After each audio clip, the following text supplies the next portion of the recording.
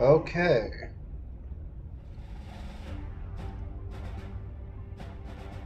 Dun, dun, dun, dun, dun, dun, dun, dun, dun, dun. Um, um, um, dun, dun, dun, dun, dun. Okay. Hey, everybody. So, I'm still a little bit sick after yesterday, and I am going to be streaming Stellaris modded again after I'm done with this. But I'm waiting for Destiny to update. There's a 5 gig download version 2.27. I was playing Monster Hunter with my other friend, and I had a friend of mine online ask me about, well, what was that game that you were playing? It looks really cool. So I am going to go over Stellaris. Now, keep in mind, Stellaris is, and I told her this, that Stellaris is a incredibly complicated game. So, it is not going to be your regular thing. Also, there is a shit ton of DLC. So these are all DLC that you can get in the game. Some of them just add new races. Others of them add and completely change how the game plays. So we are talking about the fully updated, all current releases. Now, I'm also going to be covering all the aspects of the basic game that I understand. So one of the things is, you can choose a custom race to play, or a normal race to play as, or you can create your own race. Now, each race is going to have their own advantages and disadvantages, and you want to think about playstyle when you go into this. For example, if I choose to play as a human, or humanoid, and I go to traits, nothing. Now, what happens if I choose to play as a lithoid, or a rock person? This is one of the DLCs. So I'm going to play as a floating rock. Well, what happens when I go to traits? Now you'll see that, okay, the lithoid species grow 25% slower. They assemble things 25% slower, but they are much more able to grow on planet. Like, habitability refers to how easy a race can live on a planet. A 50% increase passive to that, which is insane. 50% extra health for their invading army, which is awesome, and they live 50 years longer. Plus, they don't eat food, they eat minerals, and in this game, minerals are very easy to come by. So that can be an amazing factor. Let's say we don't want to do that. Let's say we want to play as a machine. Let's do machines. Alright, so we pick a machine, and you can see that it doesn't do anything. But one of the things is you no longer use food. So if you do choose to grow food, you can just sell it for credits. But for the sake of this game, we are going to be playing as a human, or humanoid. I guess. I'm just gonna do random because I don't actually care. And then for here, these are just what your ship's names are. We'll stick to the default. Traits. Okay, so here is where you're going to really focus on. As you can see, there's a lot of different traits. Some of them being, you can increase your lifespan, you can make them more health, you can make them more charismatic, less charismatic, and so you get bonuses, which are good things, but that take away from your total point amount, or you can pick bad things that will add to the points left, but reduce your trait picks. So in this case, I tend to play a very science-heavy build, because you unlock new technologies by using science. So for me, I usually do intelligence. But as you can see, I can still pick 4 traits, but now I have 0 points, so I can't get any positive things. So I have to pick a negative. So in this case, I'm going to say, alright, I'll have my population 10% slower. Grow 10% slower. That's fine, because it gives me 2 more points. Well, what else do I want? So I have that, so I could pick one of these. Well, I like that because that's natural engineers. So that actually gives me an extra 15% to engineering, which is how you build spaceships. It's how you build... Engineering is very good. Well, now I only have 2 picks left and only 1 point, so I need another negative. Amenities from job. Well, amenities are kind of important. Deviant? No. Fleeting. Decadent. Wasteful. See, these are not ones that I particularly want to do. But this one isn't too bad, so we'll do that. Okay. So now I have a 2 that I can pick. So what would be a good thing for them to do? Unity is also very good. So we'll do that. And so that gives us +1. Well, we don't really need it, so I'll just get rid of sedentary. And so now we're good. Okay. So moving on. The class of planet you pick doesn't matter, neither does the solar system. Just it can matter, but you're micromanaging at that point. Don't worry about it, not a big deal. You pick what your starting city looks like. I like the Necroids. Origins. So with this one, you can kind of see what these different things do. What I would recommend you start as is with the no, not the Lost Colony. It's the so if you're a machine race, pick Resource Consolidation. Hugely important, gives you a huge boost. But it's also really fun because you can do like the Tree of Life. So you actually build trees of life. It's fascinating. I'm trying to remember which one it is.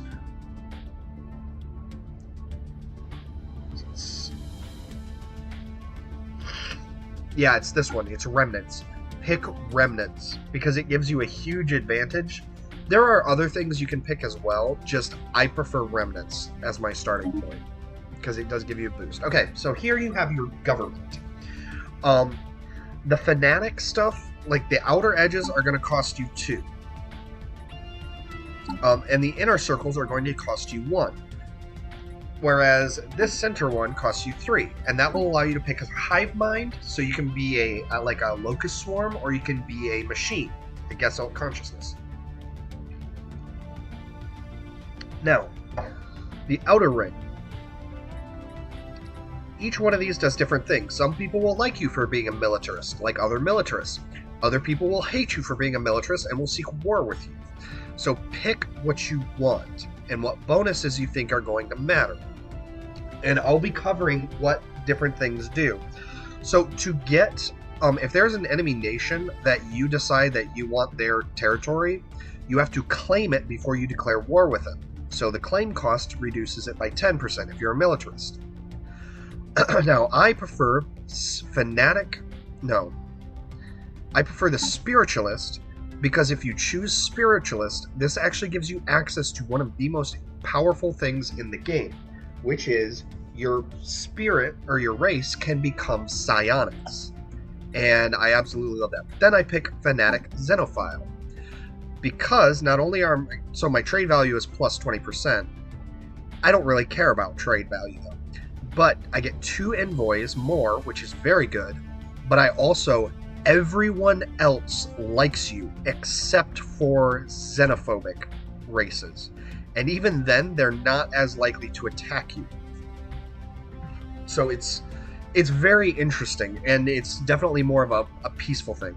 So then you pick your authority, sorry, I don't know why I said it the way that I did. And again, you get bonuses. So for me, I prefer the Lesser Empire thing. And now you get to pick 2 civics. Now, in my case, there's always one that I usually pick. Let me see.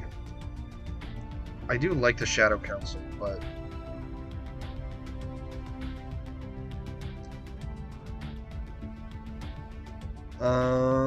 So if we're going peaceful and more, and a research driven, which is what I usually do, this one, the Diplomatic Corps, because it gives you another 2 envoys to start, and your diplomatic weight is increased by 10%.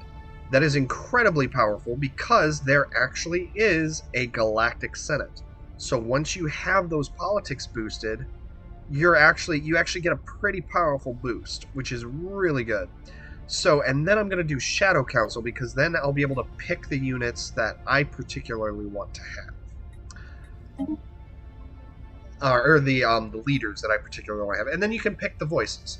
So some of them are incredibly stupid, like... Rubble it in, why don't you? Oh... Rubble it in, pebbles roll downhill, mountains stand tall. Yeah, they're all rock jokes. It's so bad. But then you have attention stuff like... on deck! Attention on deck! Attention on deck! Oh, okay, she only says one thing, apparently. For me, I like The Blorg are very friendly creatures. Whoa! Space! Just think about it! I love the Xenophile voice. I love the Xenophile voice, but you can pick whoever you want. Again, I don't care. The Council of Mirati. You can pick a custom flag. Again, I don't really care, so I'm just picking one quick. Oh, actually, speaking of flags, so the best way to explain what flags do is this design. Or this, I don't like that shape, but that'll have to do. So, what this demonstrates is the outer edges. If you pick a different shape, don't blame me. But what this demonstrates is the outer edges of our empire are going to be bright red, and the center is going to be brown. Or is going to be black. It's going to be see-through. So if we change colors, it will change how our empire looks. I prefer gold. So if I go secondary color green, that means our outer empire is going to be golden colored, with the center being green.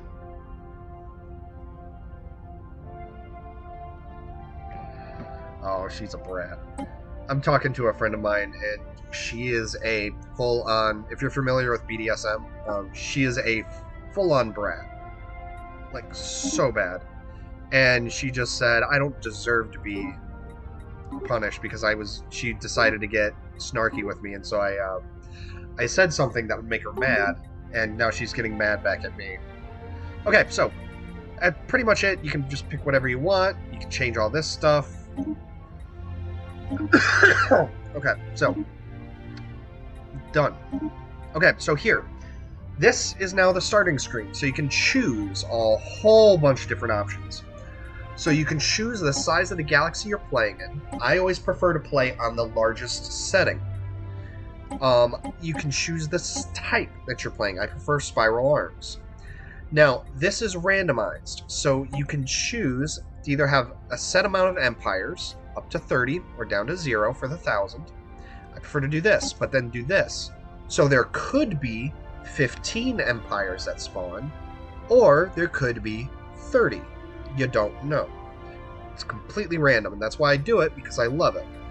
Advanced starts. That means there are going to be some empires that start more advanced than everybody else. I hate that. I won't do it.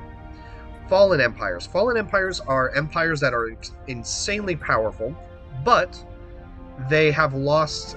They basically retreated into a small area, and now they don't go outside of those areas. Some of them are going to be incredibly hostile if you try to interact with them. Others will be very nice. Completely random, and there can be anywhere from 2 to 5. Marauders are, again, very powerful empires, but they have, there can be anywhere from 1 to 3, and you can bribe them off if they come to attack you. Tech tradition cost is how expensive things are. You can turn it super high, super low. Habitable worlds. How many planets there are that can support life. Personally, I actually turn this down to about 0.5, because planets that can support life are quite rare.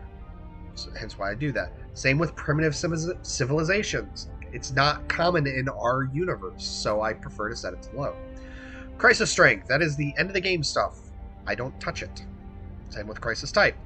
Mid-game year, end-game year start, victory year. So what that is if you choose to set that at the end of whatever that time is, game over. And whoever has the most amount of points wins. Now, the way that I have mine set up is because I've turned victory year off, the person who wins is the one who takes over the most. Either in federations, or if you just take over most of the galaxy, or you own every habitable planet, you win. Difficulty is difficulty, it's pretty obvious. Scaling difficulty means that and you can actually hold your mouse over this, so yeah. AI bonuses will actually scale up over time. AI aggressiveness, I have this set to be low. As we talked about in the last stream, I don't think civilizations should go to war with other civilizations for almost no reason. If you turn it up to high, they will do that, and it pisses me off. Empire placement. So this will make it so that either your placements are completely random, or they will be controlled randomness, and I prefer them to be completely random because you could be right next to somebody else, or you could just there could be no one close.